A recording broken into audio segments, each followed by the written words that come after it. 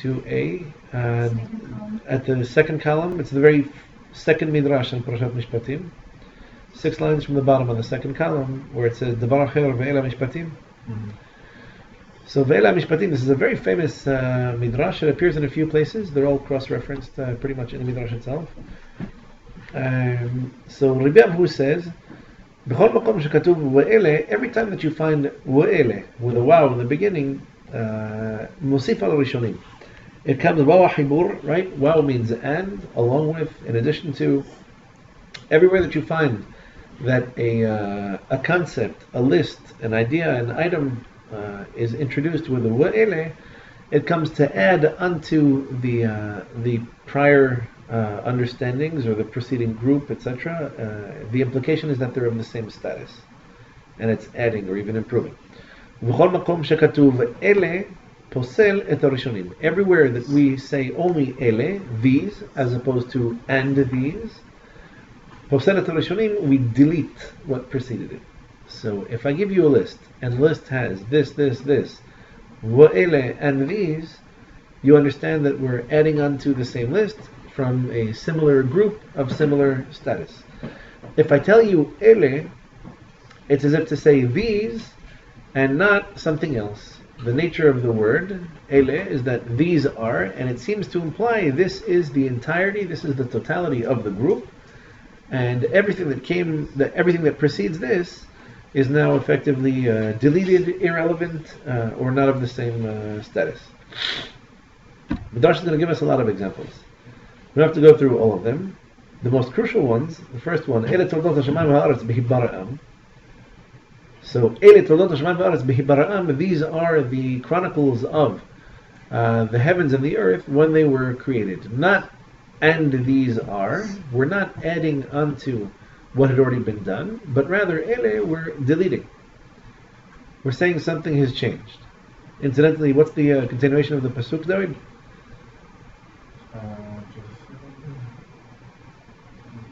Ele toldot hashamayim va'aretz behibara'am. In Biyom, so Hashem Elokim, Hashem. Right. So this is your Bar Mitzvah Parashat? Yeah, this is the second aliyah. Okay, so this is the beginning of the second aliyah. Except it's the first time. This is where Shem Havaya gets joined with Shem Elokim for the first time. Okay. So different midrash. It helps to know your midrashim. Midrash says, "Bereshit bara Elohim et hashamayim et haaretz." The world was created under Midat Hadin. Remember we spoke about this the other day, where Elohim as a not referring to God, it means Lord, Senior, Judge. Judgment is the connotation that we favor. So the world was created b'midat hadin. HaKadosh Baruch Hu saw that the world cannot exist on din alone. So what did he do? He infused the din with rachamim, which is what Shem Havaya represents. What's the pasuk that we quote? Ele toldot hashamayim ha'aretz behibara'am. Biyom aso Hashem Elokim. So these are like, as if to say, forget what happened up until now. The world was created through Midat Hadin for very particular reasons, and because of our imperfections, we're unable to live up to this, and so the din has to be tempered with some kind of rachamim. So there's a substantive change between what happened when the world was created and how it's going to be managed from now on, and it's worked into the fabric of the pasuk because this comes to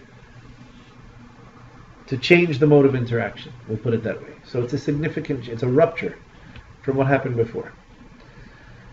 Uma pasal, and so what did we delete? What did we adjust?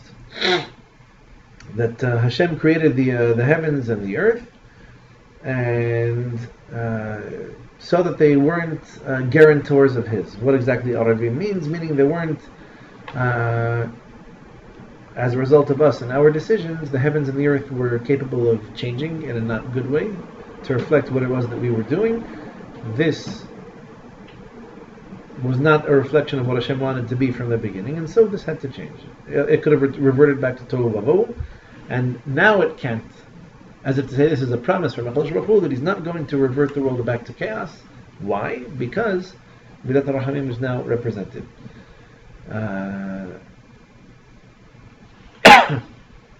That's why it says Ele Shemaim Haaretz. But in the beginning, it's not described as Toledot. This is the first time that it's Ele and Toledot. Another example, Ele Toledot Noach. Noach ish tzaddik me'ah b'dorotav, right? Very beginning of Parashat Noach. So what does it mean, Ele Toledot Noach? Because we knew that he had children from the previous parasha. What is so different now? So what gets stricken from the record is the generation of Enosh and the rest of the generation of the flood. We're completely uninterested in who else lived in that generation. They all need to go. They all get liquidated. Noah is the only one who's worth counting from. So up until now, as the Mishnah says in Pirkei Avot, we had 10 generations that were worse one from the other until it comes to Noah. It culminates in Noah, at which point we start from scratch. And so it's not that Noah had a different chronicle of children. He had other children too. It's that all the other children that were born up until now are deleted. And from Noah Hanan we move on. Therefore, do we have... Sorry, second document? Yeah.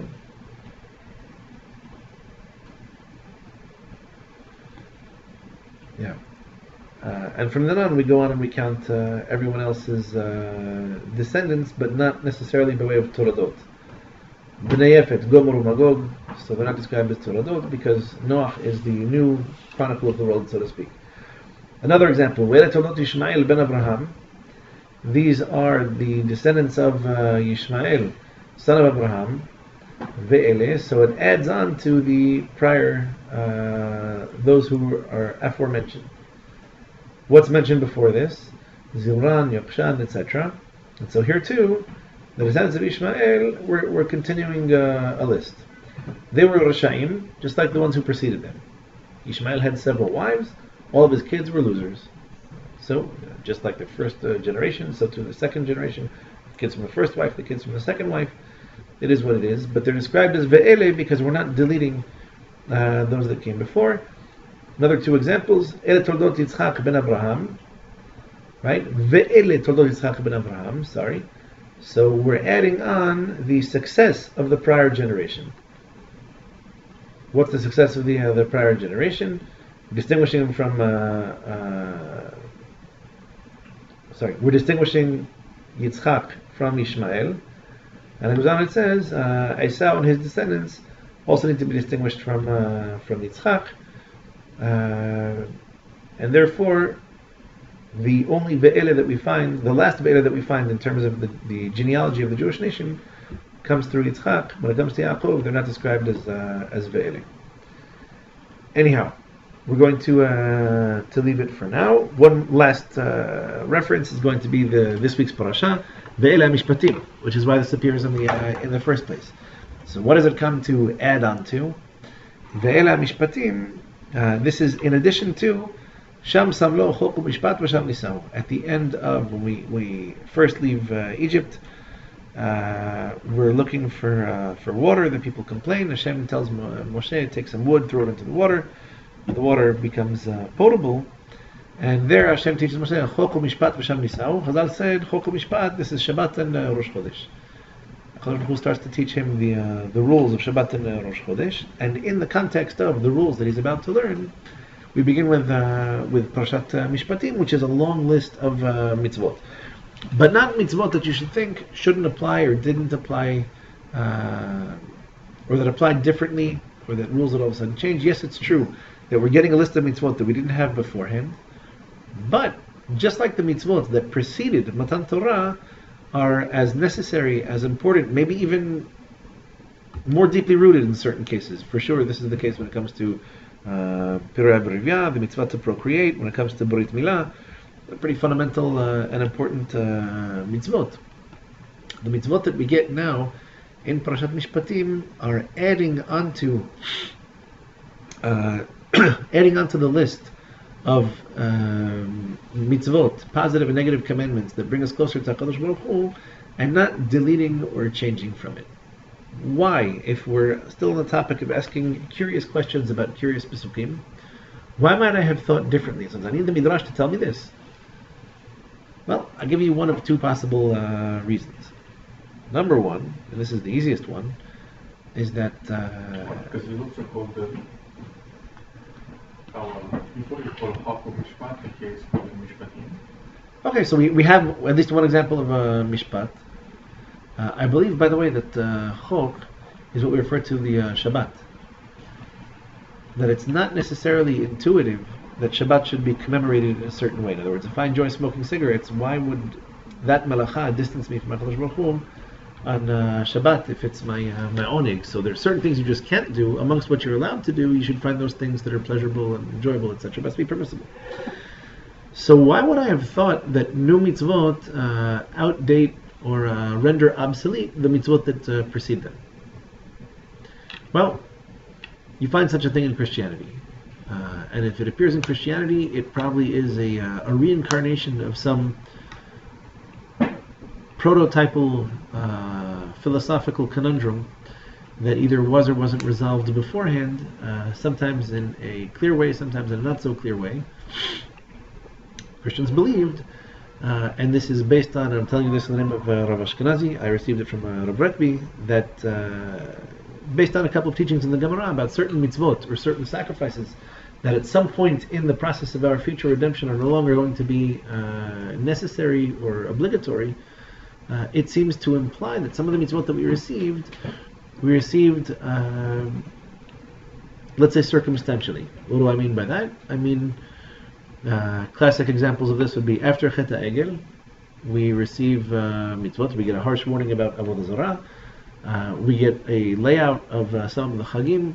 In other words, there are times and places where we can experience spirituality in a way that manifests itself also in the physical, but this isn't it. And so we have the Regalim, we have other things. Then again, the Nevi'im say that we're no longer going to celebrate the Regalim in the future, because the Geulah from Galut Edom is going to be so much more powerful, so much more monumental than the Geulah from Mitzrayim, that we're no longer even going to compare it to this is what it was like leaving Egypt. We're going to say, this ultimate redemption, when we left New York, was so much greater, so much more powerful, that the Regalim become irrelevant. Seems this way. On the one hand, we pray that Korban Pesach should be, renewed, reinstated, and we're hoping and praying for such a thing. At the same time, at some point in the redemption, it becomes a little bit less necessary. Not to say that everything new is out the window, because Purim seems to be a permanent fixture in the Jewish calendar regardless.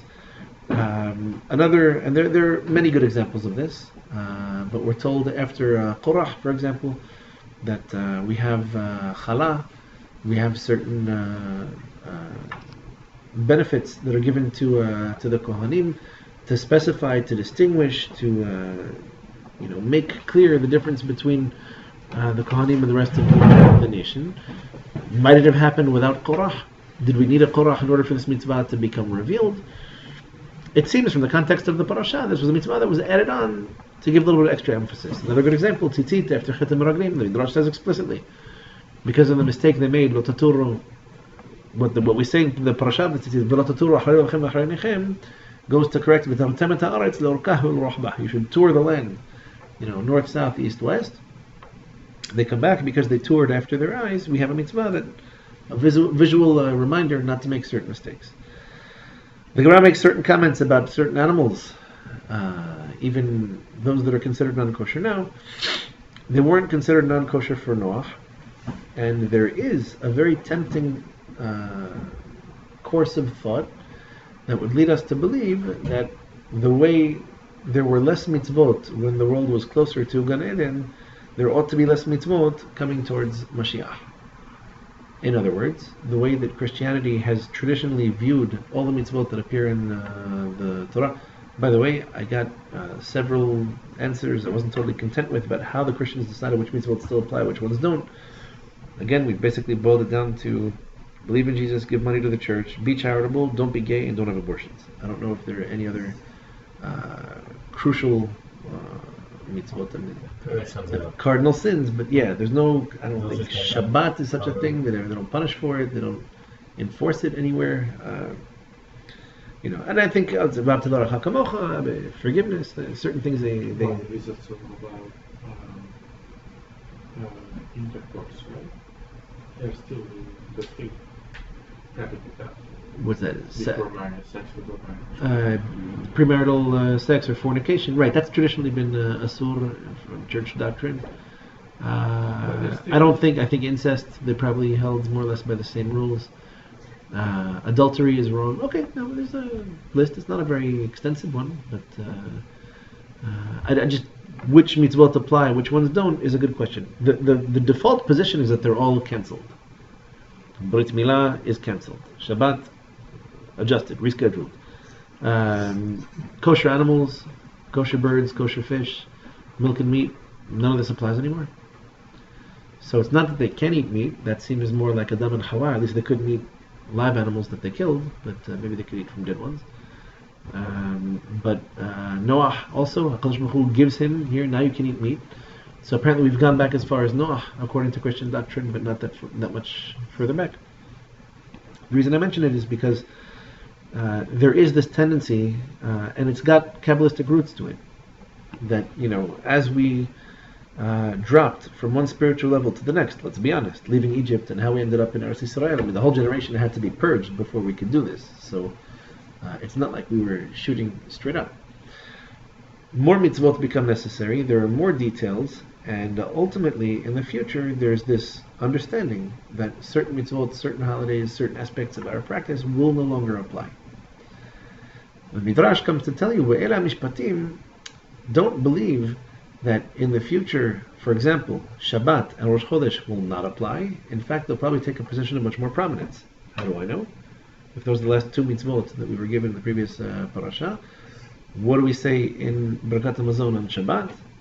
Rahamanu Yanachalenu Olam Shekulo Shabbat U'Nucha L'Chaya Olamim. We pray that Hashem should give us a day that's all Shabbat. We won't need to work. We'll be able to eat and drink. Our parnasah won't be such a headache.